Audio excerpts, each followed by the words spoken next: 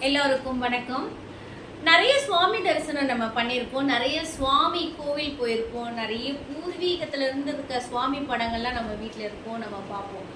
ஆனா எந்த சுவாமியை பார்த்தாலும் அப்படி அமர்ந்த கோலத்துல தான் நம்ம தரிசனம் பண்ணுவோம். ஆனா பாத்தீங்கன்னா கலைவாணி மட்டும் அப்படி கம்பீரமா கால் மேல கால் போட்டு அப்படி அழகா உட்காந்துட்டு இருப்பாங்க.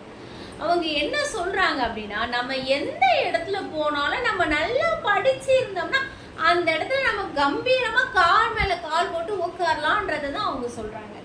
இது மூலியமா நம்ம என்ன தெரிஞ்சுக்கணும்னா, கற்றோருக்கு சென்ற இடமெல்லாம் சிறப்பு. நம்ம எவ்வளவுக்கு எவ்வளவோ நல்லா படிச்சு இருக்குமோ அவ்வளவுக்கு அவ்வளவு நம்ம போற இடமெல்லாம் சிறப்பா இருக்கும். ஒரு பொண்ணு படிக்கிறது மூலியமா அவளுடைய குடும்பமே செழிப்படையுது. ஒரு பொண்ணு படிச்சா அவளை சுத்தி இருக்க சமுதாயம் தைரியமா இருக்கிறாங்க. அந்த மாதிரிதான் ஒரு பொண்ணோட படிப்பு ரொம்ப ரொம்ப முக்கியமானது ஒரு குடும்பத்துக்கு. அதனால நம்ம கண்டிப்பா படிக்கணும்.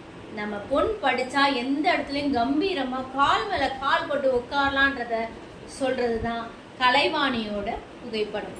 நம்ம எல்லாரும் கலைவாணியோட அருளால நல்லபடியா படிச்சு நல்ல மகிழ்ச்சியா இருக்கும்.